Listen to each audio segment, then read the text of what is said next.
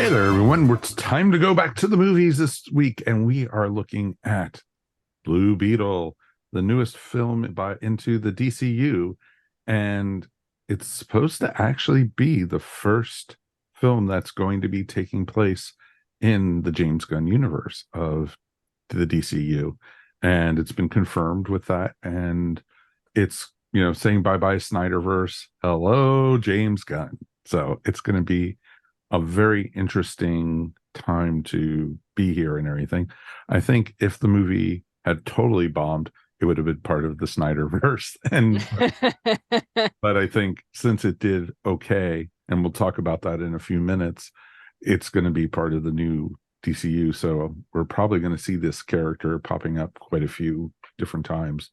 And do we like it? Did we not? We'll be talking all about that, and we're going to spoil the hell out of this one, folks. So if you have not seen a chance of this movie yet, please go see it. A lot of people have seen it. It's getting a lot of buzz, and but we're the ones who count here because we're the experts, of course. This is your friends at Earth Station 1 who you're talking to. Of course, let's say hey to Mr. Mike Gordon. Howdy. How are you this week, my friend?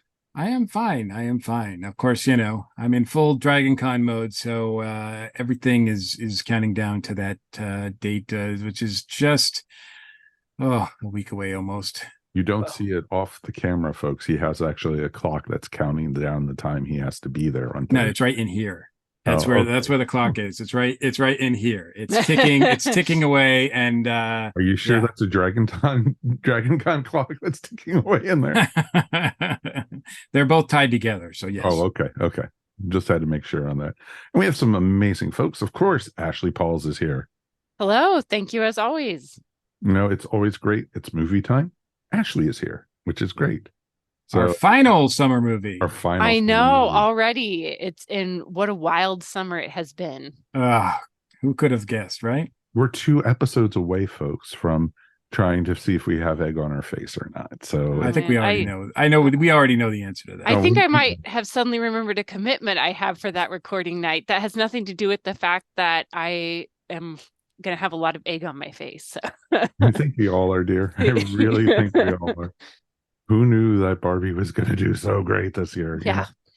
But, bravo for that. And I can't wait to talk about that all with everybody.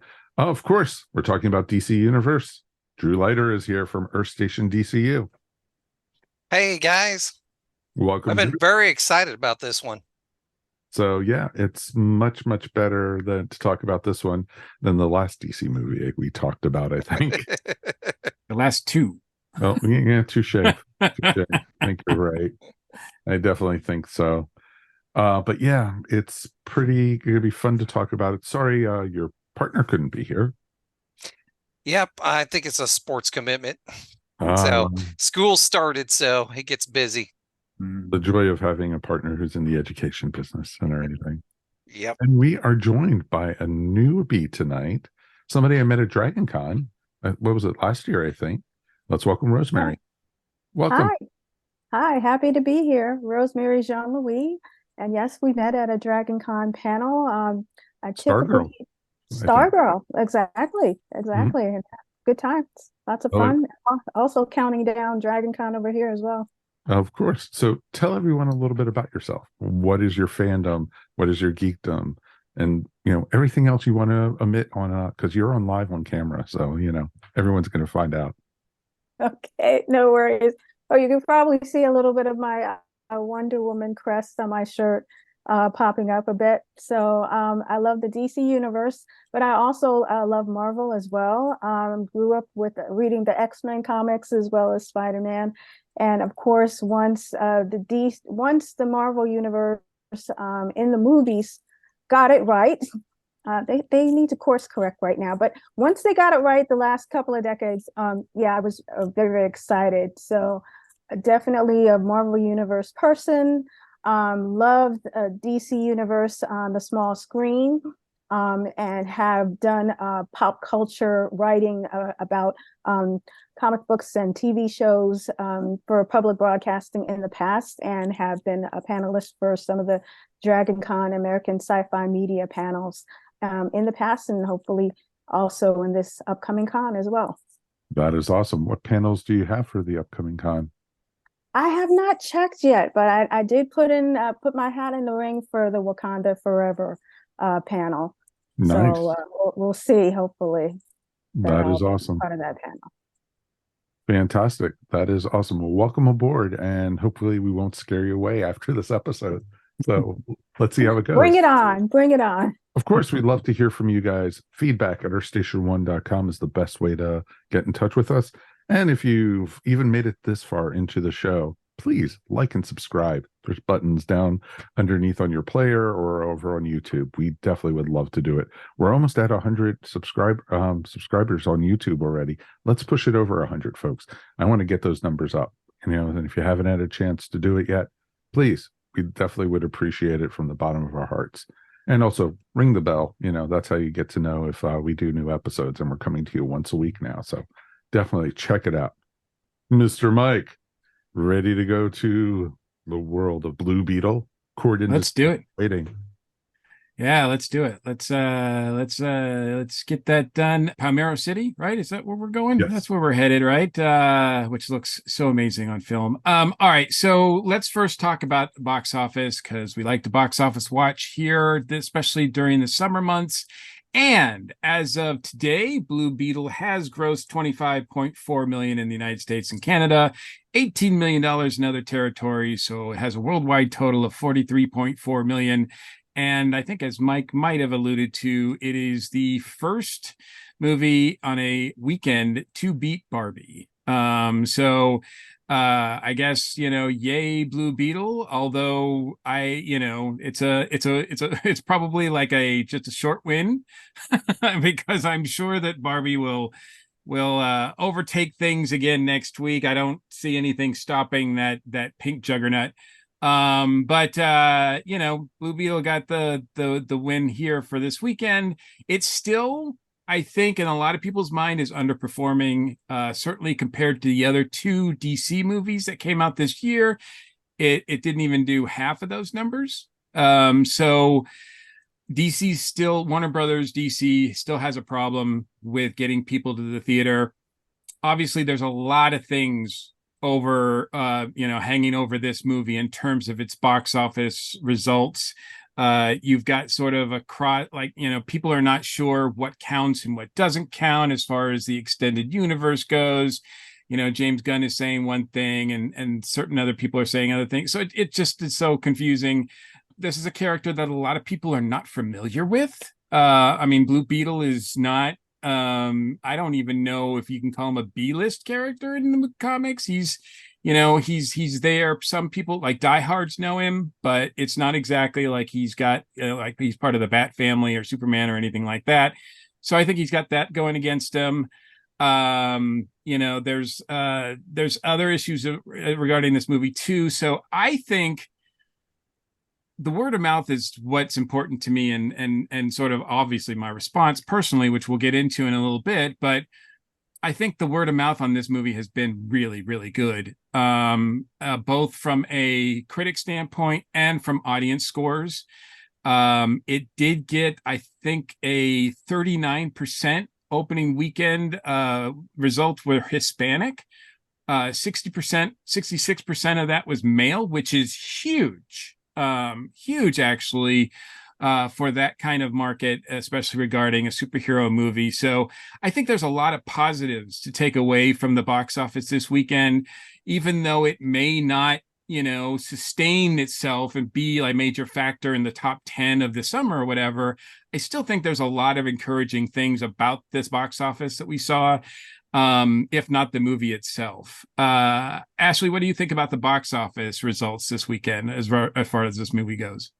Yeah, I was surprised to hear that it didn't do bigger numbers based on how much fun I had watching the movie, and it really just is like a fun, feel-good summer superhero movie. So I'm really surprised that it didn't do well. I think this is, just like you were saying again, an unfortunate case of outside factors impacting the box office more than the film itself. I am hopeful that word of mouth will carry it on, but unfortunately we have kids going back to school, and the Midwest, it was ridiculously hot this weekend. In fact, it was so hot that my family elected not to go get ice cream. We didn't even want to go out to do that. So What? Wow. No. yes. So it was terrible here in the Midwest. So it might have been just all a bunch of factors that was like going back to school and getting into the swing of things. So I really would have loved to see this come out earlier in the summer, because I think it could have had some nice legs at the box office. But to anybody listening, don't let its poor box office performance make the judgment for you of whether or not to see it, because I think there is a lot to love about this movie. So hopefully it will do better. But yeah, I'm kind of worried just based on some of those outside factors impacting it. Rosemary, any thoughts that you have regarding just the box office side of things with this movie? Sure. I felt the marketing of it, or lack thereof, probably contributed to the low box office numbers as well. Ironically, when I thought about this movie, I thought about in terms of the Hispanic or Latino market, how well, remember the Puss in Boots movie did, and how people were so surprised about how well that did. Well, apparently there was a good marketing machine behind that character, and to pull Puss in Boots out of the Shrek movies and give him his one-off, with Antonio Banderas, of course, boom, it did so well. But with Blue Beetle, it's still a lot of people, even in comic book fans, were going, who is this person? Those of us who watch Young Justice, we know who Blue Beetle is. Exactly. A lot of people didn't. So I just felt that they really didn't give it enough of a push in terms of marketing that they should have. And then lastly, probably the factor of people thinking, well, is it part of the gun universe? Is it not? It's probably not going to count if I miss it. Wait till it comes on HBO Max, and then we'll see the official movie that Gunn puts out. Then maybe I'll come and see that, which is I think it's Superman Legacy or something. That once that comes out, then maybe they'll truly pay attention. Yeah, absolutely. Drew, any thoughts box office wise? Yep. Cletus and I predicted it was going to bomb way earlier this year, just because of the fact people aren't going to see DC movies. I mean, the Flash bombed, the last Shazam movie bombed. They deserved it, though. People just aren't going to the movies to see the DC movies. So wasn't surprised at all. And the fact that, most people don't know who Blue Beetle is, that's another factor. It's not a Superman. It's not a Wonder Woman. It's not a Batman. So, less people are going to go out to see it. Also, I think another thing contributing to it is the fact this was supposed to be an HBO Max release originally. And, once DC Warner Brothers changed hands, or we had the merger, they decided to put it on the big screen because they were trying to get those bucks. But as we've been seeing, it's not been working. And I don't think we're going to start seeing audiences come to the DC movies until Superman Legacy comes out. So yeah, we've got one more that's scheduled to be released at some point, which is Aquaman 2. So we'll see how well that does, but I would imagine it's going to be on par with at this point. I would not be surprised if Warner Brothers doesn't just switch things up and just say, you know what, let's just put that out on Max.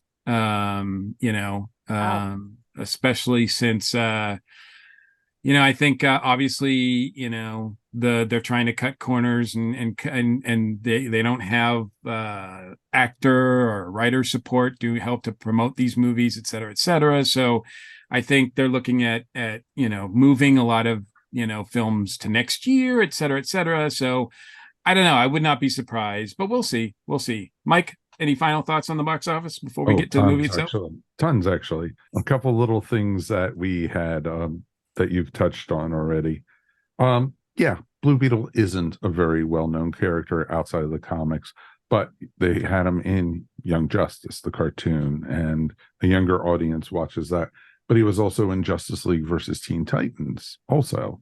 And so he had some exposure.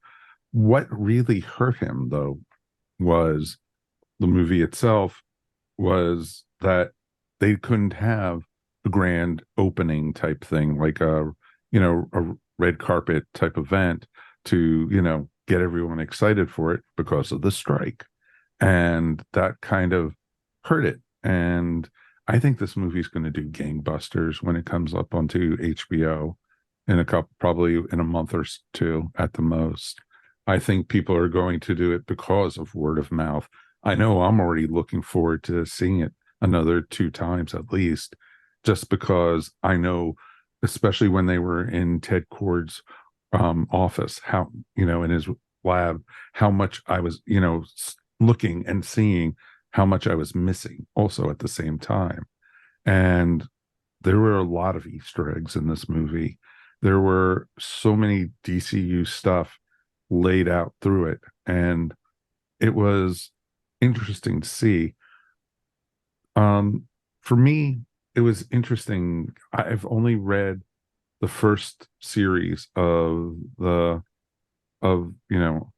Jaime's storyline and everything, his origin and everything, and I felt like it was the comic coming to life. Seeing that, I haven't read later into the series. I know he's had a couple different series already, and it's just interesting to see what they did with him. And I loved the acting, and we'll get into that yet. I don't want to jump in before we get too far in it, but there is a ton to talk about. And truthfully, I'm just going to come out and say it. Out of all the DC stuff that came out this year, this is my favorite. This is and yeah, well, I mean, I think bottom line is that it is worth seeing. I think a lot of people are hearing that, and like I said, the word of mouth is so I do expect, I don't know, it should be really interesting to see if there's how much of a drop off there is next weekend, because there will be a drop off, but is it going to be huge, or is a lot of people going to be more curious about it and give it a chance? I hope so. Because I do think, even though, like Drew said, I know it was originally slated to be in a Max movie, but I'll tell you what, seeing it on the big screen and everything was a thrill. I never felt at all that I was watching it being bumped up. I thought it was a great movie to see in the theater. Friends who actually got to see it in IMAX, and they loved it. Nice. All right, so that's the box office picture. Obviously, as things progress, we'll keep you posted. And in only a couple weeks away from our huge wrap up of the whole summer. Yeah, as you guys have pointed out, that's going to be really interesting to see. Since it's been a hot summer, it'll be fried eggs on our face, which I don't know is better or worse. So we'll see. More of a slap instead of exactly. Yeah, it's easy. All right, so let's get into the movie itself and what your feelings are about the character. Rosemary, I want to start with you. What are your sort of thoughts about, what is your exposure to the character before you saw this movie, your expectations going in, and ultimately, were you satisfied coming out of the theater? Oh, sure. Those are great questions. So, as I mentioned, I had exposure to the character through watching Young Justice, the multiple iterations of it. I think I did see there's a Justice League versus Teen Titans, but it's been a while, so I don't really remember his characterization in that movie. So versus Young Justice versus the Blue Beetle movie, I liked his characterization in the Blue Beetle movie a lot better because I felt it was authentic. In Young Justice, Blue Beetle was constantly speaking, I'll say Spanglish, constantly and quippy, and sometimes it was warranted, and sometimes it was just overdone. I'm like, okay, cool it, man, we get it. You're a part of you're Mexican American, we get it. I felt it was definitely more authentic in the movie, especially in the context of family, how people speak to each other, especially how there was code switching. Sometimes the Blue Beetle character Jaime would speak Spanish completely, and sometimes English. It would be a little bit of a mixture here and there, but I thought it was more authentic in a family situation like that, where you had multiple generations, some who are fluent and some who are not, where that's how the interaction would be. I think your last question was, how did I feel coming out of the movie? Was that your last question? Mm-hmm. Okay. I think I might be the dissenter voice here. I came out going, it was good. I felt, it was a good family film, but I felt it was a bit of a paint by numbers job. It was kind of like, okay, he's got to have an origin story, so this is his origin story. He gets bitten by a blue scarab, which he did not, but that's my Sure, little I get quick. it. What you know what I'm Yeah, saying? I think It's a technically it scarab. went in the other end. So Yeah, you understand what I mean. Ooh, He gets the blue scarab, and yeah, with the jokes from his uncle, talking about coming out the butt. So yes, got to place him here. Hijinks ensue as he's confused and upset by it all. Try to figure out how to get it out of him. Bad people, and then the special quality I felt of the movie was the family ties, right? And where, in a sense, in a lot of ways, the family ended up upstaging the Blue Beetle character, that whole dynamic, and of them coming in to swoop in and to save him. So maybe that was an intentional direction that they wanted to go. But I wish there was more of a development of Jaime Reyes as a character, a little bit more of a development of his neighborhood as well, because it's like, okay, we get it, you live in a bad neighborhood, darn, I wish you got more interaction with the neighbors. But by the end of it, ultimately it was great how they set up that he embraced his destiny. He got together, his family supported him, and also one of the heart-wrenching moments for me was when Carapax, when you saw his gut-wrenching backstory. I think that was like a major moment for me, and ultimately him sacrificing, or rather ending his life, because he realized, I've been going down a bad path, and let me meet my mom, because I've done one thing in my life that will kind of redeem me by taking Victoria Cord with me. And of course, lastly, you have Grandma, who they're saying that she might get her own spinoff. It's like, kind of like the song "Grandma's Got a Gun," kind of should have been playing during her scenes. She was awesome. She totally stole the show, and I think a lot of people felt that too. And she was just like, you just wanted her to be on camera all the time. So Just remember, don't I mess felt, with Nana. don't mess with Nana. Nope. Ultimately, yeah, it was a good movie. I thought it was okay, decent paint by numbers setup. Good. Yeah, absolutely. Well, we'll see how dissenting that really is, but I mean, I think I think I agree with a lot of those points. But we're gonna go down to Drew. Drew, now I know you must have a lot of experience with the Beetle character. Tell us a little bit about that and your thoughts going in, and ultimately, were you satisfied coming out? All right. Well, my first memory of Blue Beetle goes back to this comic, right? Oh, can you guys even see it? No, It's pretty bright. No, we can't really see Sorry, it. but it's Justice League #1. The one from Keith Giffen. Yep. Yeah. So that was my first experience with the Blue Beetle character. So I grew up with the Ted Kord version. Now, one of the things I liked in the movie was the legacy they had with the character. So, with the original Blue Beetle, then Ted, and then of course Jaime.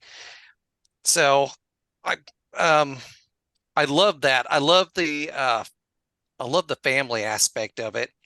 And Cletus and Now I I'm sorry, real quick. Now you've been reading and are more aware probably of any of us more of Jaime's run as Blue Beetle, probably because he's been Blue Beetle now for what? Has it been 10 years now almost, right? It's been a while.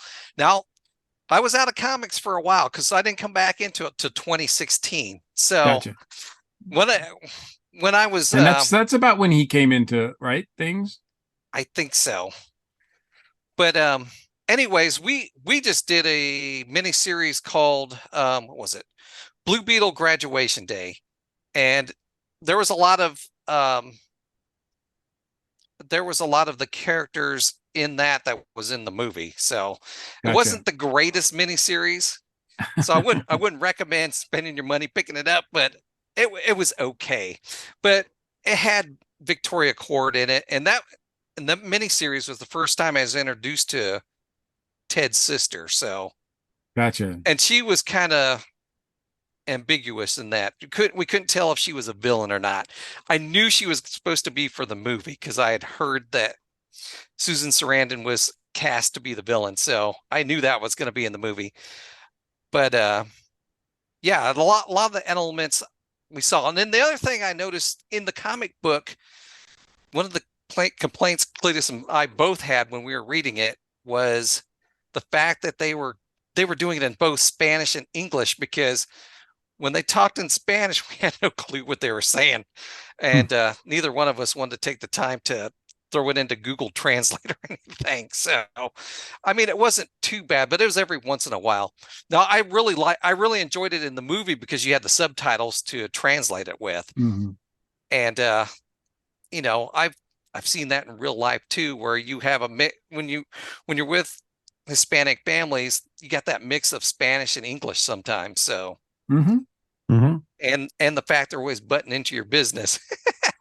Anytime you have any ethnic That's what family does, right? anytime you have any ethnic family, though, a lot of times, if you're fairly, you know, one generation about coming into the country, you a lot of times have conversations that are going in between, you know, grandma, speak English, you know, we're in America now, you know, you've seen that tons of times. And it's just real interesting with that. And I thought that was really, really well done in this. By the way, I do see that I did look it up, and Blue Beetle, Jaime Reyes, has been around since 2006 was when he made his debut in the comics. So he's been around for a little bit longer than I thought. So, but Drew, to your point, just finish up real quick. Did you like the movie? Were you satisfied coming out? Yeah, I really enjoyed the movie.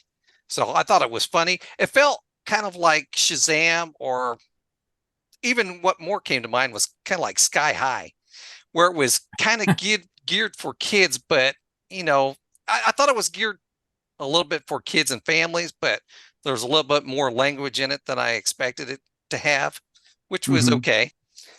So love the action, love the humor, love George Lopez in it. I thought he was hilarious. So like that. I love the legacy stuff in it. The Beetle ship, I love seeing that part. Probably going into Ted Kord's man cave, or his lab, or whatever you want to call it, his secret lair. I love seeing all that stuff in there. And just like Mike mentioned earlier, I want to rewatch it again just to see everything I missed. Yeah, I will say I had no idea. I knew that Ted Kord was going to be mentioned in the movie, et cetera, et cetera. So I knew it was a legacy. I had no idea we were going to see the bug.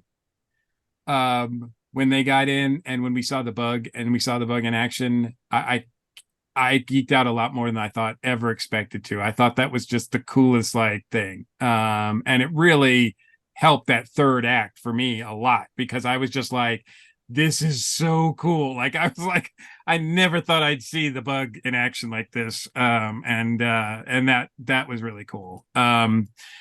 Ashley, so I would imagine your experience with the Beetle is not as extensive, but I mean, tell me what your thoughts were going in and ultimately coming out. Yeah, I'm embarrassed to admit I had absolutely no idea. No need to be Beetle embarrassed. You've done our show how long, and you can't. You can't be embarrassed on this show.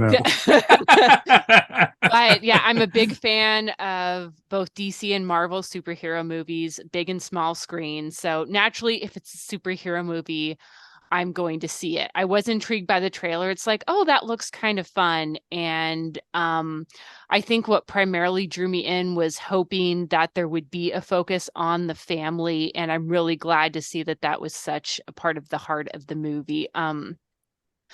Jaime, I thought, was a really relatable, really fun, likable character. I mean, we can all remember, like, we get out of college, we're ready to take on the world. And then sometimes the reality of life hits us and we realize, oh man, maybe our dreams are not going to come true like as instantly as we think we are. Obviously, I was not inhabited by a blue beetle when I graduated college, but I can relate to, I was not, sadly, but I can relate to, feeling uncertain about your future and trying to decide who and what you're supposed to be. And I just loved the relationship with his family. Each member of the family, I thought, brought something into the movie, and I really bought them as real characters, even though there were moments when they were humorous.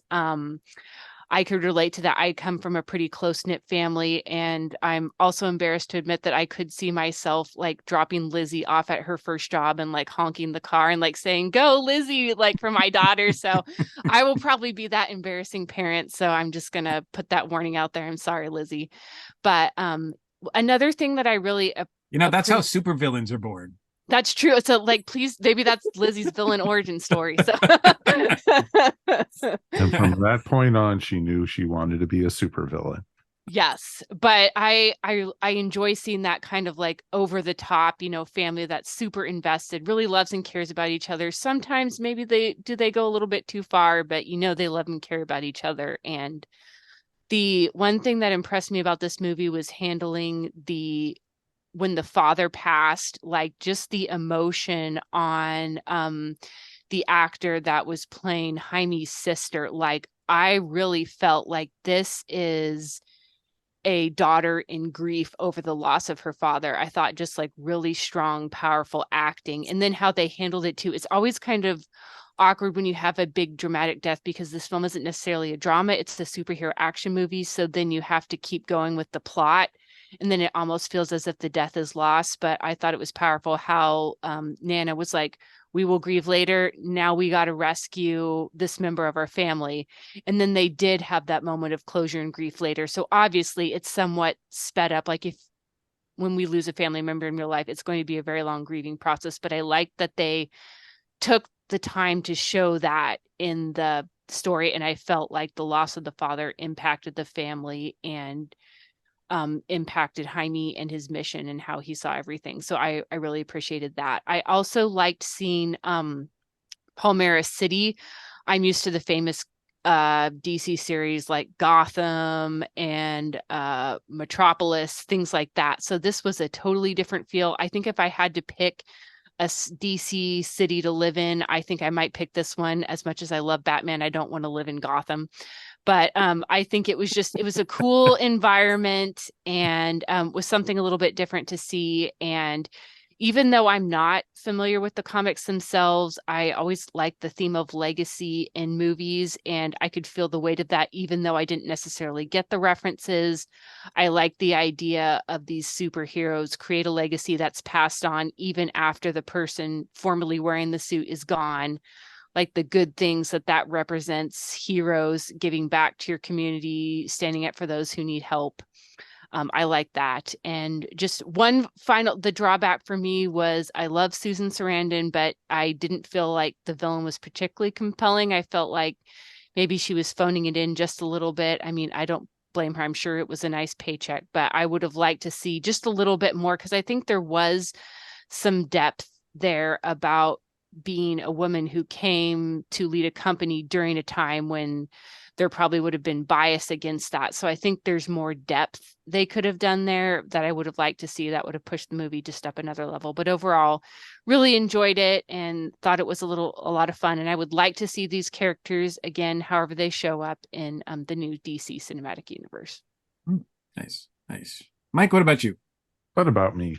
For me, it's been an interesting ride with Blue Beetle, because I first discovered Blue Beetle with Crisis on Infinite Earths, when we were introduced to the Charlton characters.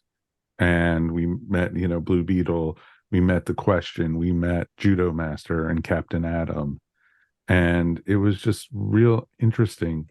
And, when Ted Cord got his first series, I subscribed to it because I liked the thought of the character. He was like similar to Batman, but enough that he wasn't Batman, because he had a sense of humor. He had, he was the scientist who built all his own equipment. But you also had legacy already with him, because you had Dan Garrett, who actually had the Scarab all the way back then.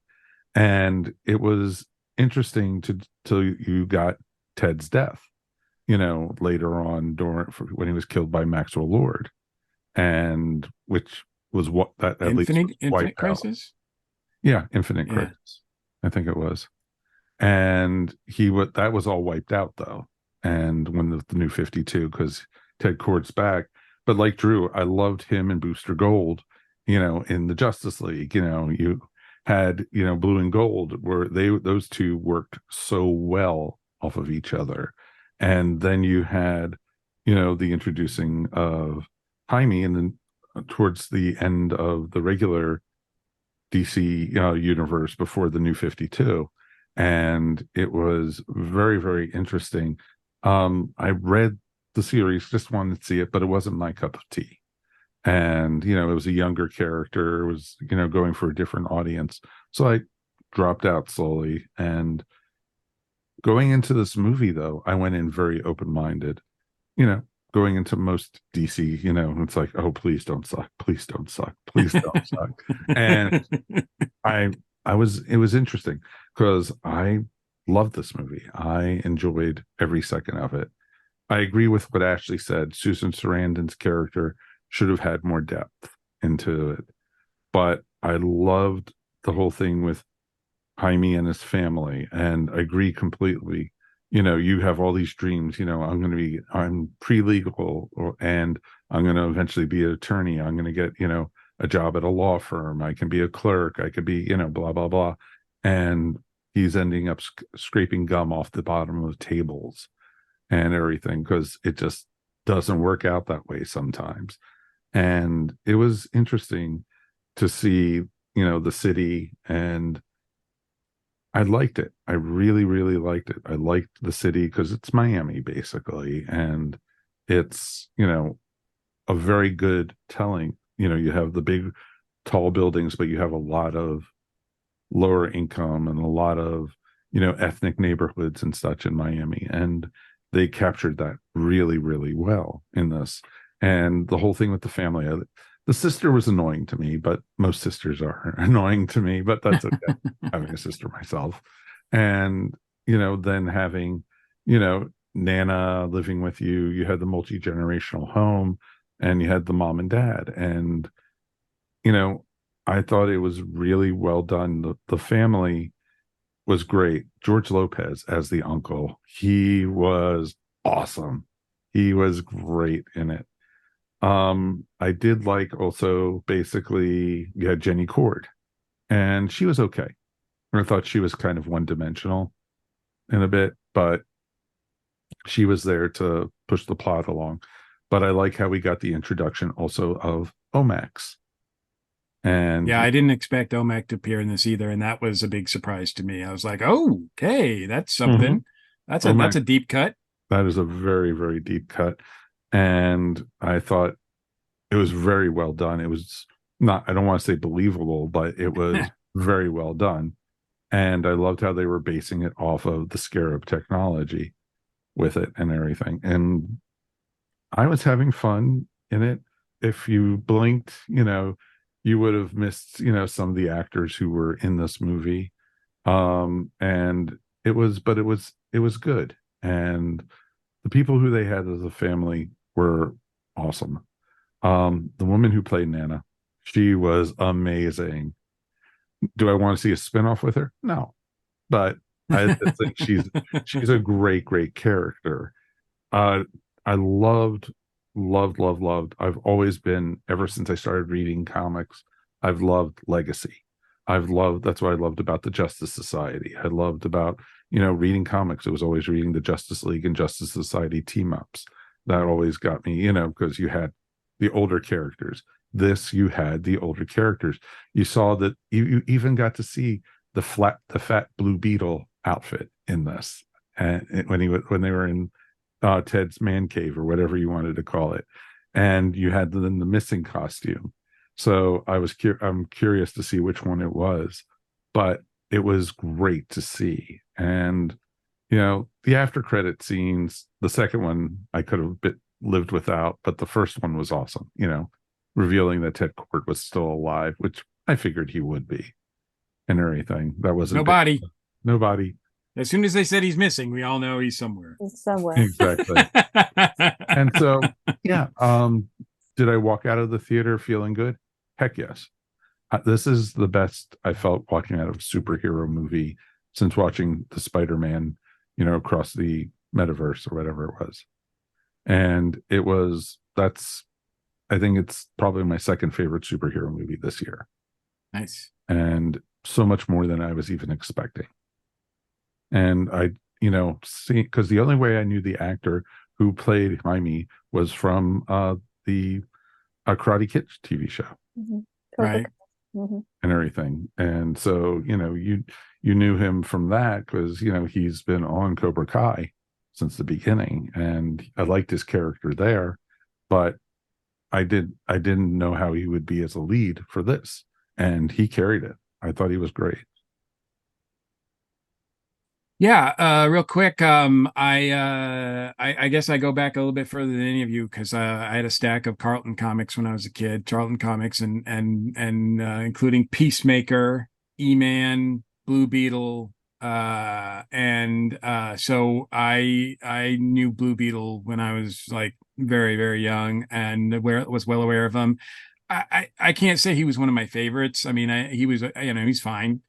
And that's kind of how I felt about him throughout the run of comics. I don't think I ever sought out a Blue Beetle comic specifically to buy. And that, I liked his time in the Justice League International. That was fun. Of course, Booster and he, great tag team. And be interesting to see if that comes to play later on, because I think James Gunn has said he has plans for Booster. So it would be really a shame if they don't do something with, that. But I mean, that's all in the future. As far as this movie goes, to be honest with you, I was not, I was open-minded, but I was not really stoked to see this movie. I was like, okay, well, let's just see this. And it's the end of the summer. I mean, I think Barbenheimer wiped us all out as far as a lot of things go. Like, we're after that, the summer peaked with Barbenheimer, and then after that, it was kind of like Haunted Mansion and Turtles was good, and you're like, well, okay, now we just got the last gasp. Here we go. DC's just going to put this out there, throw this out there with almost, as you said, Rosemary, almost no publicity whatsoever. There was people I talked to that were like, there's a Blue Beetle movie coming out. Like, they had no idea. And these are people that a lot of people. Yeah, and there was a lot of people that, like people that should have, that are in our circle that should have known, right? But, so there was a few people in the theater when I saw it too, and I will say that there was a good Hispanic contingent, and they, one of the things that I thought was really cool was that they laughed and were really amused at some things that I didn't get. So I knew that the movie felt authentic. It's kind of like when you go to a Mexican place and you see other Hispanic people eating at that like restaurant, you're like, okay, the food must be pretty good there, right? Like, Yeah. if they're enjoying it. So I thought that was fun. As you guys said, the family element, I think, is the real key to this movie, and it really does shine. The villains are not great. I was not familiar with Victoria Court as a character, but prior to this, I will say, yes, she should have been better developed because they mentioned a few things, but I will say, I think not only did Susan Sarandon, I think, okay, I'm going to say this about Susan Sarandon, and I'm going to say this about the entire cast too. Everybody believed what they were selling in this movie. Like, I didn't feel like anybody, sorry, Ashley, I didn't feel like anybody was phoning it in. Like, I felt like the heat that Susan Sarandon brought was real. The dismissal of people was real. Like, I thought she sold that character about as well as she could have. I don't think it was written particularly in depth. It wasn't like a deep dive Marvel villain that we sometimes get, like their side of things or whatever. So that's not, I mean, we don't want this. I'm glad that this movie wasn't a 2.5 hour movie. See, that's the other thing. Like, I was so scared about that. Exactly. Like, let's just have fun, have a good time, go to the movies and just have a good time and see some action and all that kind of stuff and then get out. Right. Like, that seemed to be a good opportunity to do that. And so like this doesn't need to be an epic movie like that. This doesn't warrant that. The family was, again, like you have said, all you have said, the family is a strong dynamic and almost overshadowed and quite frequently did overshadow Jaime. Like I think Exactly. I think to Rosemary's point, Jaime's kind of, I don't want to say boring because he's not boring. He does everything he needs to do. And I think Xolo does a great job like carrying this movie. He is lead actor material. This is the first time I've seen him because I didn't watch Cobra Kai. So this is the first time I saw him, and I totally bought him as a hero in this role. However, I didn't even like, they said he was pre-law, he graduated from law school, whatever. And I was like, yeah, but I don't feel that. I don't feel like the Scarab picks him, but I have no idea why it picked him. Exactly. And he doesn't add anything to it. Like at certain times in the movie, he actually just says, "Hey, could you just take care of this for me?" And it's on autopilot. Like he doesn't even do anything. I was hoping you would say that. Yes, exactly. So I do feel like Jaime could have been written a bit stronger as a character. Like I said, I don't blame the actor on that, just like I don't blame Susan for the character of the villain, because I think they both brought it, and as far as all the actors on this, I think they totally believe what they were selling. I didn't feel like anybody was going, "Oh, I'm in a superhero movie and I'm just getting a paycheck, wink wink nod nod." I felt like they all were like gave it their all. Like I thought that the guy who played Carafax was pretty good, pretty scary. I mean, I guess they couldn't get Danny Trejo, so they got just like, I'm like, this is a part meant for Danny Trejo. Well, he might be too old for it, but now, but I mean, for it. He's too busy having the Electric Mayhem paint his house right now. So yeah, if you need a tough act Mexican man, it's like Trejo is the guy, and then it's like, okay, this guy does okay too. But I think Jenny suffered the same thing. I think she was just kind of bland. Like she doesn't add anything to it either. She has to be saved at the end or whatever. And, the only thing she brings to it really is that she puts events in motion because she steals the Scarab. And then later on, she has the keys to her dad's place. And it's like, okay, well that, I mean, that doesn't tell her what she is as a person. So your two leads are kind of blank slates, which is kind of good because you can do whatever you want in sequels, right? And hopefully use sequels to follow it up with them. So I do think that overall the movie did satisfy me, though. I did walk out. Like I said, the legacy stuff, seeing the bug in action was just phenomenal. I mean, I know Jaime doesn't want to kill people. I know it's wrong and everything like that. But when that bug like stepped on the guy and then would try to shake it off its claw or whatever, I was like, this and was walking with the guy. It was just like, oh man. That is some serious Robert Rodriguez kind of humor that I really appreciated. That kind of action stuff. I was just like, oh, that's almost like Sam Raimi-ish, like that's Tarantino-ish. That's kind of crazy. But it was fun. Seeing the Beetle fart was fun. Like it just like that sort of thing was a good time. It kind of had a like a Power Rangers feel to it. So I get that it could be for not itty bitty kids, but younger kids could find something in this. Oh, and I guess lastly, I'll just say the Blue Beetle outfit that Cully Hammer designed is gorgeous, and I think it's brought to the screen so beautifully. I mean, it looks badass. Like, I mean, it's kind of weird how his powers work and everything like that. I know it's kind of tied in with, I think in the comics, it's tied in with Green Lantern sort of technology where it can do whatever it needs to do when it needs to do it, which is kind of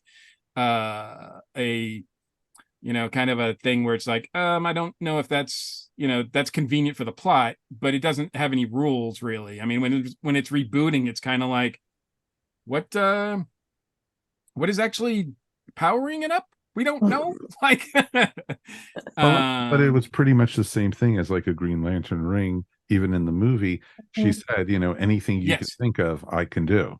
Yeah. And it's kind of weak that way, but it's like, it's okay. I get it. Like, it's fine. But I think the design was really well executed. I think the design looks great. It looks like a formidable figure. Like, I mean, the Ted Kord stuff is what I'll always remember when I think of Blue Beetle, but man, Kelly Hammer's design is beautiful. So I like that too. So let's go around. I know we're getting ready to I know we're gonna also look ahead. So as far as something that you liked about this movie, as well as whether you want to see this continue into the new DCU, what it looks like, the new whatever Gunn is doing. Drew, let's start with you. Like, how do you feel about that? What if there are elements in this movie that you want to see continue on, or is it just like, we just like to be its own little thing? Honestly, I don't think we're going to see too much carry over from this movie. I do think we're going to see Jaime again, but I have You a think we feeling get a that Blue Beetle too? Do you want a Blue Beetle too? Do you want Cord? That whole I want Cord. I can tell you, I want Ted Kord, and we know James Gunn is doing something with Booster Gold, and I'm expecting Ted to show up in it at some point in some sort of faction, and I wouldn't mind seeing Jaime show up too. So that's what I'm expecting from the future. And James Gunn likes comedy, so Booster and Ted, I can definitely see him doing comedy with them. Gotcha. Rosemary, what about you? What's something about the movie, if at all, do you want to see it continue on, or are you good with what they did? Well, I'd love to see it continue on with giving Jaime more character development because to your point, that actor Zolo, he's great. I've seen him in Cobra Kai. He is wonderful in that. I felt he did give it his all in this movie, but they didn't give him a lot to do. They didn't give him a lot of development. Um, Based on my exposure with Young Justice, Jaime is always fighting with that scarab. I wish that they had more of that tension and that back and forth going on. That part exactly when you said when he was like, "Okay, yeah, you just do it." I'm like, "What?" Wait, I thought usually it's the scarab saying, "Hey, this is I think you should do this and do that." Yeah, and I'm going to give you the killing gun or sword or forget what it was that weapon that the scarab gave him to wipe out that particular soldier. But I wanted to see more of that. So if they can do a second Blue Beetle where they develop him more, maybe not so much with the love interest Jenny Cord. She was kind of boring to me. That would be cool. But honestly, what I'd really be hungry for is a Young Justice movie and have him be part of that. That would be awesome with all of those characters put together and maybe even having James Gunn direct it because he's great with putting all these fish out of water, kind of kooky, strange characters together. And Young Justice, those characters, they are a bit kooky. They're the teens who have some issues. So that's what I'd like to see. Yeah, very good, very good. It'd have to be something different as to not confuse it with like the Titans, right? Right. Because a lot of the same personnel are involved with both of those, especially this most recent run of the Titans on TV that they had on Max. But I'm curious about that. Is there any? So Drew wants a blue and gold.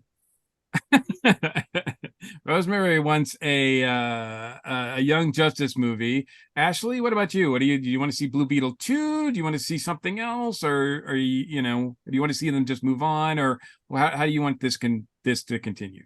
Yeah, obviously I like the character. I mean, I'd be down for a Blue Beetle too. I don't think we're necessarily going to get it anytime in the near future, but I definitely want to see this character again. And I love the idea of him being part of a lineup of young superheroes, and that whole kind of coming of age idea I think would be super cool. And even though I'm not familiar with the comics, Rosemary, I'm super intrigued by where you are talking about with him being sort of at war with the Scarab, like these two different wills, the push and pull, sort of like a less chaotic Venom situation where you have Exactly. like you're a person, but you have this other entity that's trying to push its will on you. Sometimes you're aligned, sometimes you're not. So I think that would be super fascinating and would really like to see that. And I think that could be kind of cool in like a team up film where you have him trying to get along with this power inside him and also with all these other superheroes who have their own personalities and quirks. So I think there's a lot of possibilities,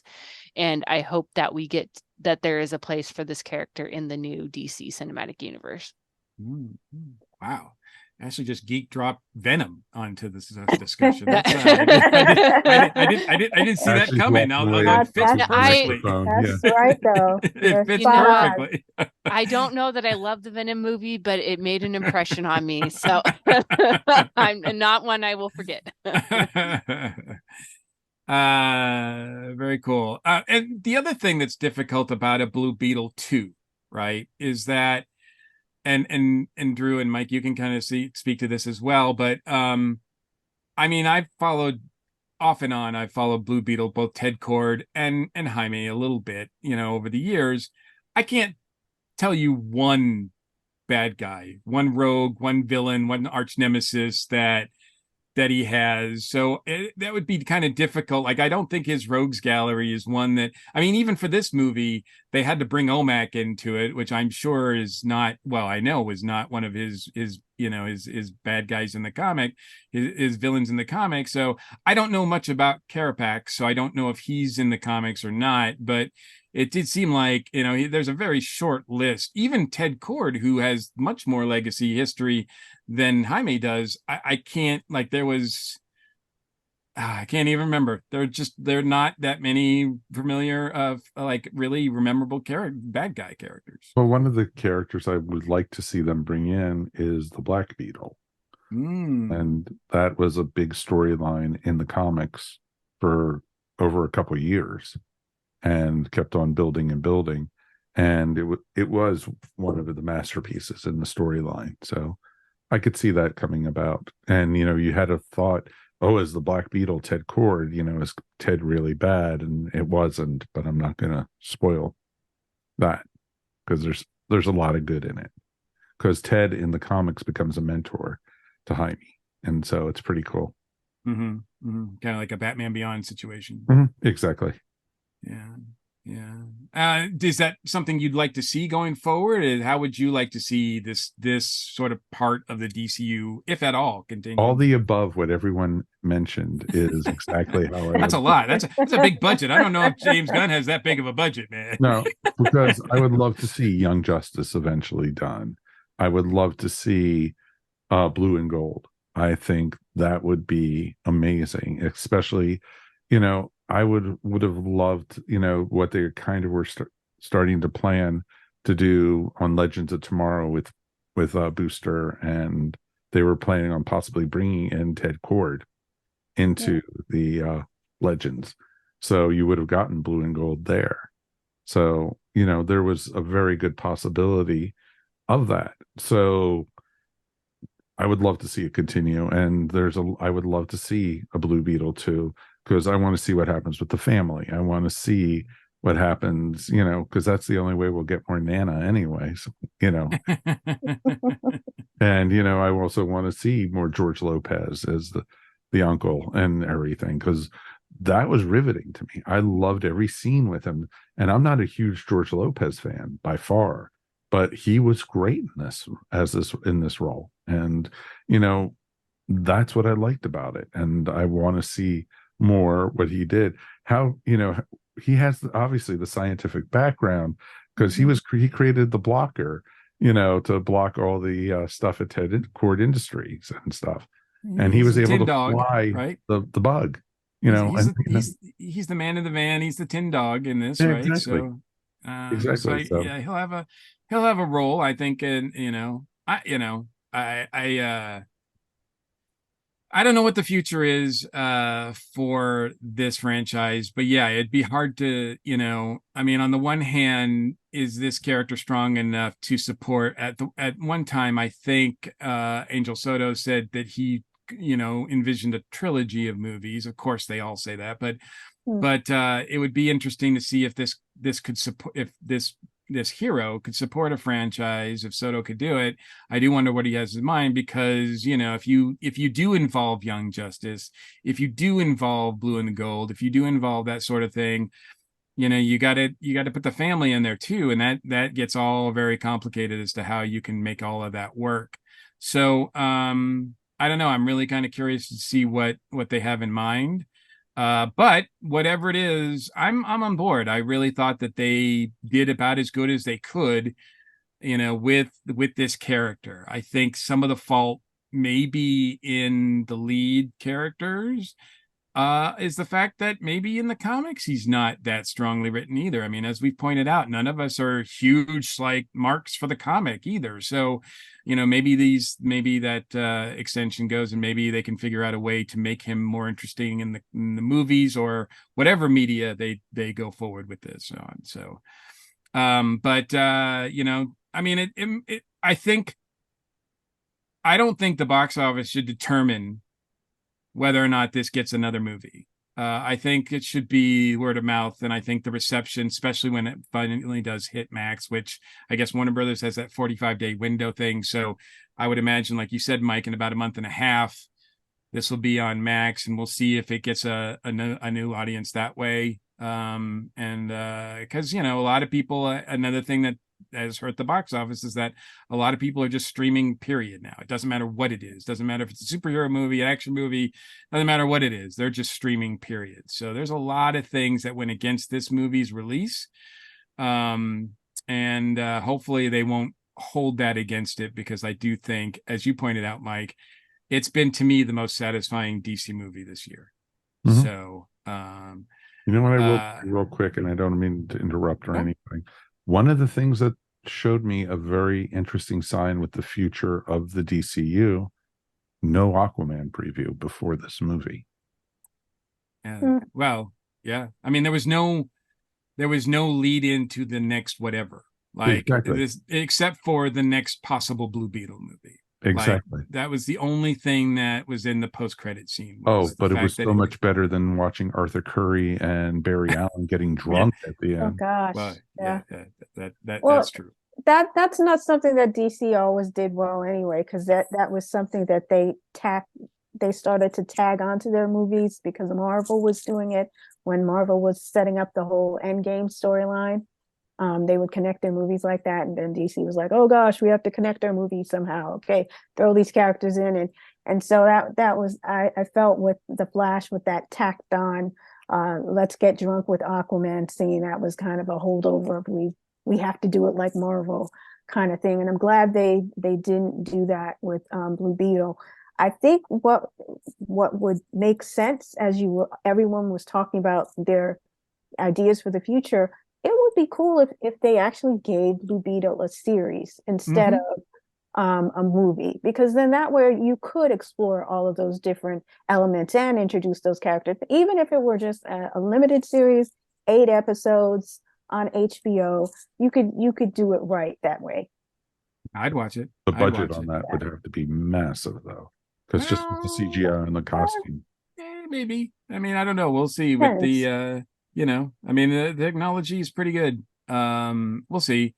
But I like that idea as well. And to your point, Rosemary, I don't even think Marvel's doing the post-credit stuff right now. A great job with those. Oh no, they're not. they're phoning those in now. As a Marvel person, yeah, I agree with you. I'm disappointed they're phoning them in.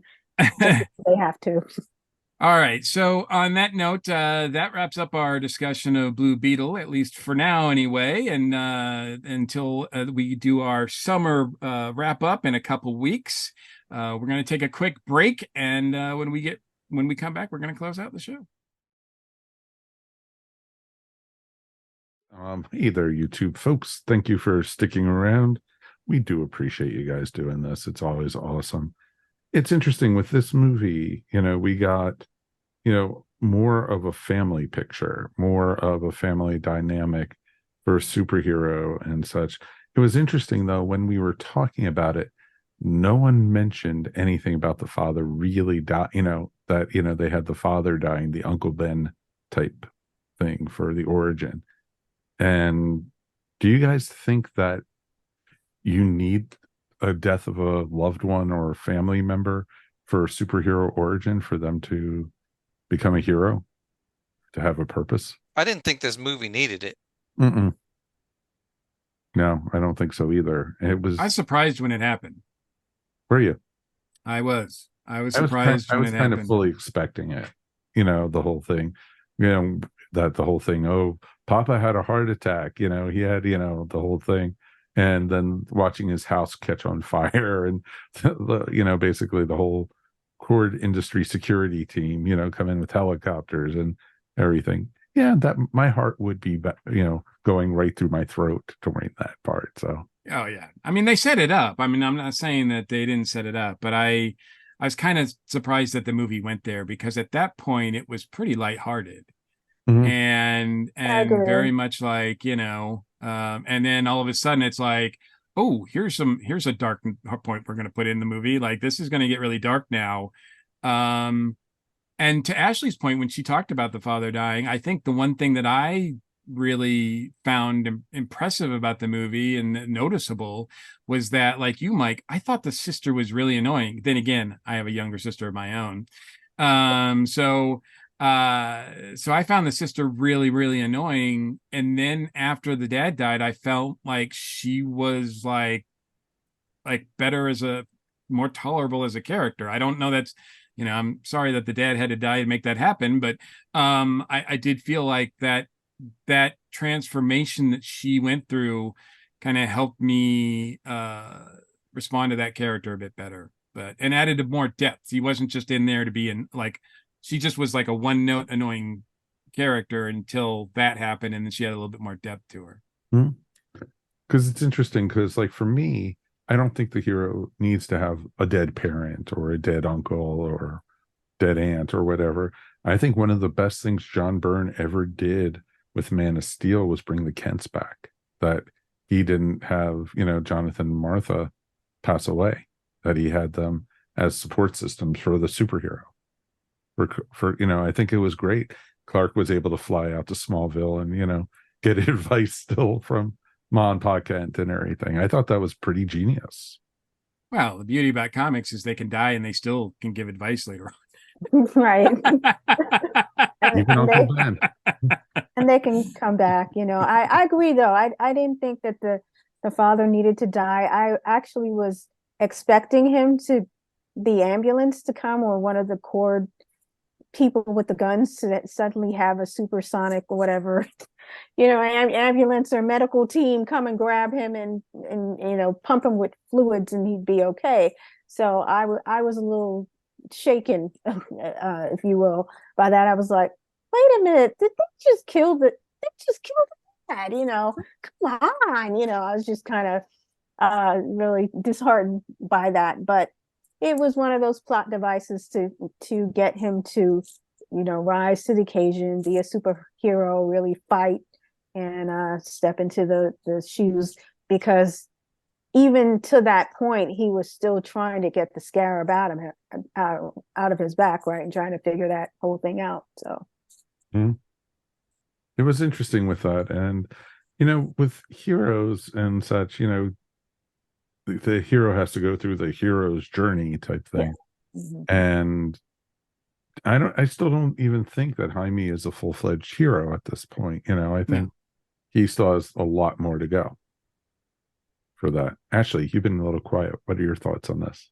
Yeah, no, I agree. I think he's kind of in a similar point to like Luke Skywalker in A New Hope. Like, I'm starting to kind of get the hang of things, but there's still a lot of learning and growing he has to do. And I agree with what others have said. You don't necessarily have to have the trauma of someone dying to kickstart you into being a superhero. I feel like it's used a lot because it can be a very effective device. Like, it gives us that guttural gut punch feeling where we immediately like feel for the character and have that strong emotion. But it's been done so many times in superhero movies. So it's always kind of nice to see them do something different, to find some other sort of origin story that has a big emotional impact, but yet maybe tells it in a different way. I don't know that I necessarily have an idea myself for that, but it's always cool to see do something we've never seen before or try something in a little bit different way. So basically, in your terms, Jaime still needs to get his hand cut off, basically, by his father. I don't hope that for him, but yes, yeah, his Empire Strikes Back is coming. So Yes. as he confronts the darkness inside of him, maybe the voice of the scarab. So it's all tying back in together. But yeah, I think there's still more to be told, hopefully, in the future.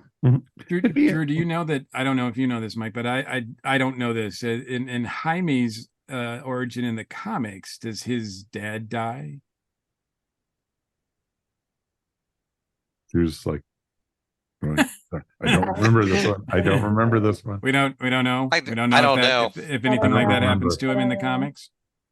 No, but I have no idea. In the comics, he also had, he had like a Scooby gang with him at first. Also. Yeah, I kind of remember that. It was a bunch of friends. Like it was, Exactly. yeah, like it was more friends and family. I think that was around him. I think. Exactly. But his family does find out that he has it and everything. But I don't think as early as they do in this one. Like basically, he gets the scare put on him right at the family dinner, type thing. Yeah. Mhm. So, and I thought that effect was great. By the way, the first time he turned and everything, and A little bit of body horror there. Oh, it was awesome. You think Alien, you think, there's so many different, genres they hit on that. And everyone's like, oh my God, oh, I can't look at that. Oh my God, and it was fun. It really, really was fun. So, and, like the Greatest American Hero, there is no instruction book for this suit. Mhm. So, and now I'm showing my age. Thanks. It's good. No, I got it. I'm showing my age too. I know both Drew and you got it. The other two were like, huh? What? No, I got it. I remember that show. Okay. So Just put on the suit, Ralph. Mhm. That was my favorite show when I was in second grade. All right. Now, yeah, that's All right. right. That's right. That's Yeah. it. That's End right. of segment. In the That's the segment. end of the segment. All right. Thank you two Remember folks. the I theme just ruined it for you song? all. Thanks. Wow.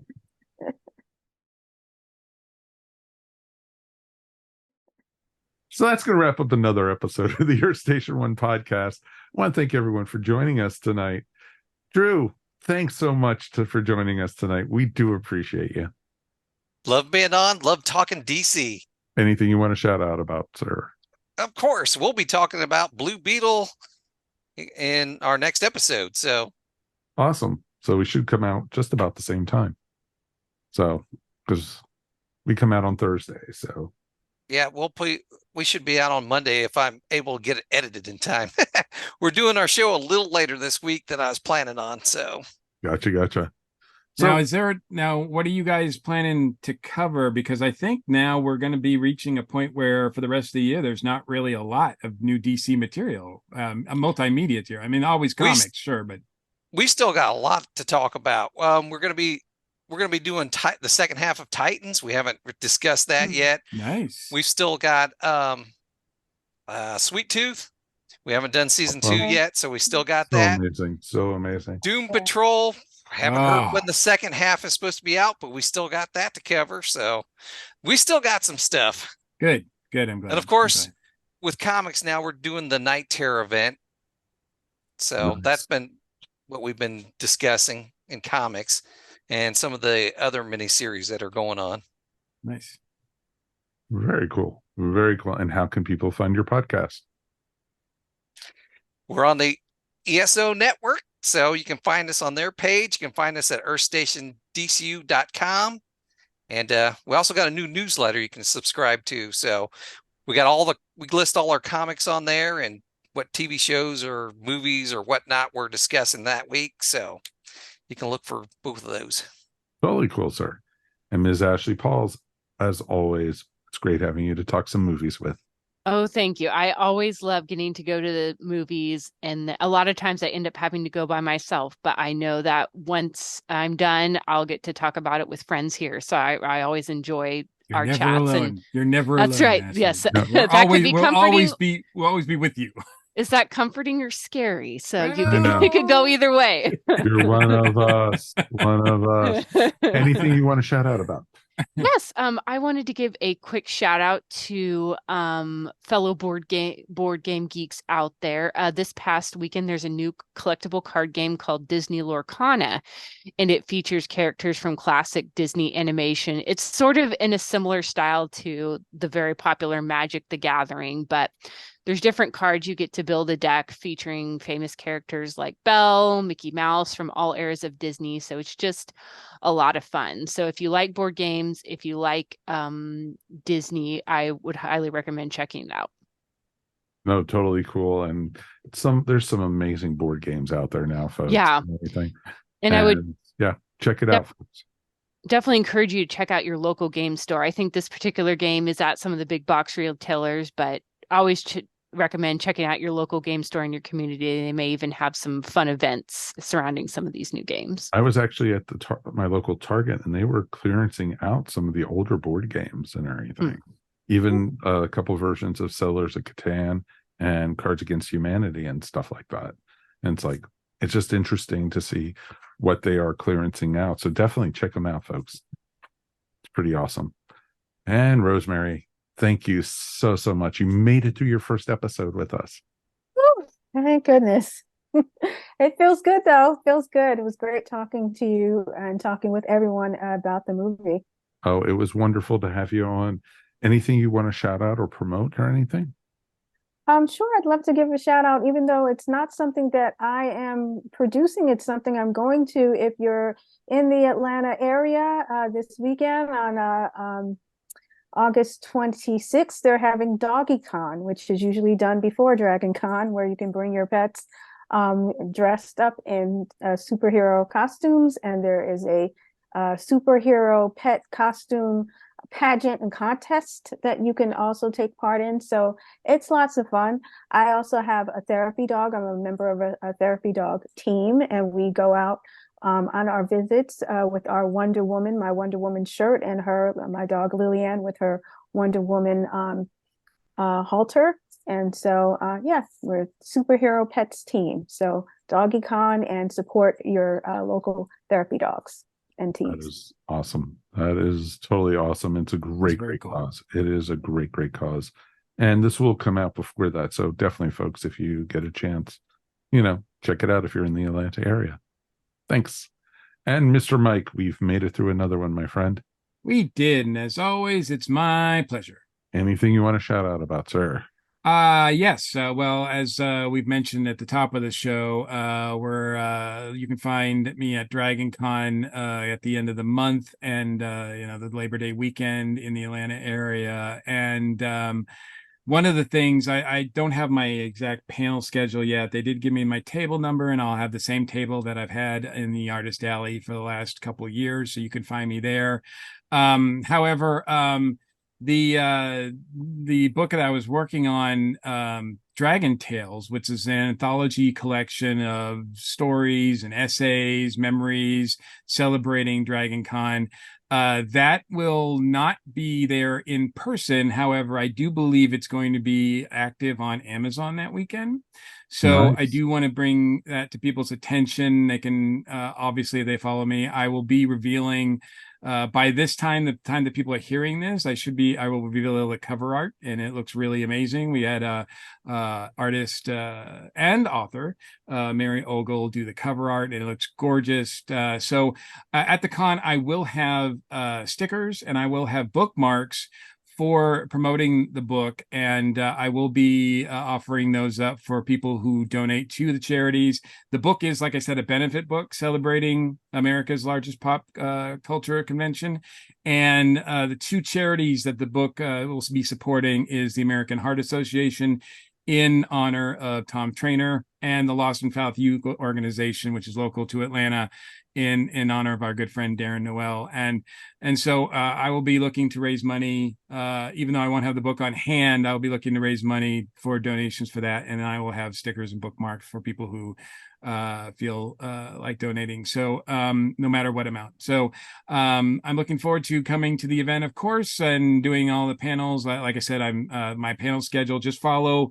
If you follow me on Instagram, you follow me on Facebook, et cetera, you'll be able to find my schedule. Or when the app comes out, you'll be able to find my schedule there as well. So I'm looking forward to it. Totally fantastic, sir. Totally fantastic. So my news is something I've been meaning to bring up on the podcast for the last couple of weeks, but it's been kind of awkward with some of the sad news that has come out about Hawaii, and now that we have what's going on over in California, and it's just weird weather, folks. Weird weather. But I got some good news going on, folks. I have a new podcast. That's right, folks. I have a brand new podcast that I am producing. And I am the voice of the podcast, too, doing the announcing for them and everything. And it's called Tales from Hollywoodland. It's a look at old-time Hollywood from 3 experts who have been working in the industry since the late 1950s all the way up to present time. And it's an amazing podcast. We actually had the 3rd episode go live today, and it is a ton of fun. First one, we talked about Oppenheimer, and we were a little rough on that one. I was the only one at the time who was on the show who actually had seen the movie. So you got a lot more of me than you actually had of the other hosts on that one. But since then, with episode 2, we did a look at Alfred Hitchcock, and each one of the hosts of the show have actually met Hitchcock or worked with Hitchcock, and the stories they have are just amazing. And I could listen to these guys for hours, and it is a great thing. It's, just a lot of fun having, these guys who have worked in the industry. And so it's available on anywhere fine podcasts are found now. It's going to be an audio podcast to start off with. And we have Julian Schlossberg, we have Arthur Freeman, and Steve Rubin, who has been on this show before. And he actually survived the Geek seat with us, actually. And, I guess we didn't scare him away enough. He asked me to work with him. So definitely check it out, talesfromhollywoodland.com. And, it's going to be a fun adventure, see where this thing goes. And, it's a neat experience. That's at least, and it's going to be, the ride is going to be fun. Because, we've recorded the first 5 episodes, and what's to come already is going to make you turn blue. So it's going to be great. It's going to be a ton of fun. So definitely check it out, folks. You know what? It's always just great to be able to talk to you guys. It's always great to have you guys on the show and everything. And, it's always just great to be able to talk geek stuff with you guys. And, this is going to be our last movie for a little bit.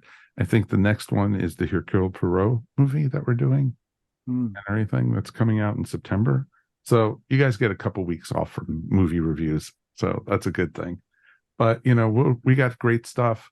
I think we have on our schedule next week is Strange New Worlds season 2. So I think that should be a ton of fun. And, each one of us is going to sing their own part for it. So, I think it'll be very interesting to see, especially Mike Gordon's part. So I think it should be a ton of fun. Thanks for listening, as always, to the Earth Station 1 podcast. Always remember, we couldn't do this without you. If you want to support the podcast, please check out our Tee-Public store and get some really cool ESO Network swag, including the new show to the ESO Network. The 3 Fry Short is coming to our Tee-Public store. So their logo is going to be up there, so you can have their logo up on your chest. It's pretty cool stuff. Also, remember, if you want to listen to our show before the rest of the world, why not join in the ESO Network Patreon? For as little as $1 a month, you too can actually, help support us here at Earth Station 1 and the ESO Network. Just check it out at patreon.com/ESO Network. We also want to hear from you. Please write us anytime at feedback@earthstation1.com. Remember, you could also find Earth Station 1 wherever fine podcasts are found.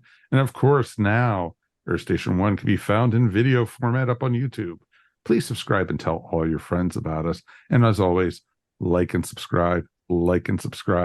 And hit the bell. You guys have made it on YouTube all the way to the end of the podcast. Please subscribe to us. We would really appreciate it.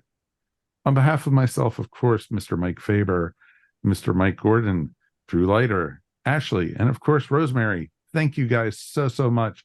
You guys have been great. It's been fun talking Blue Beetle. We'll see you here next time on the Air Station 1 podcast. Peace, and we are done.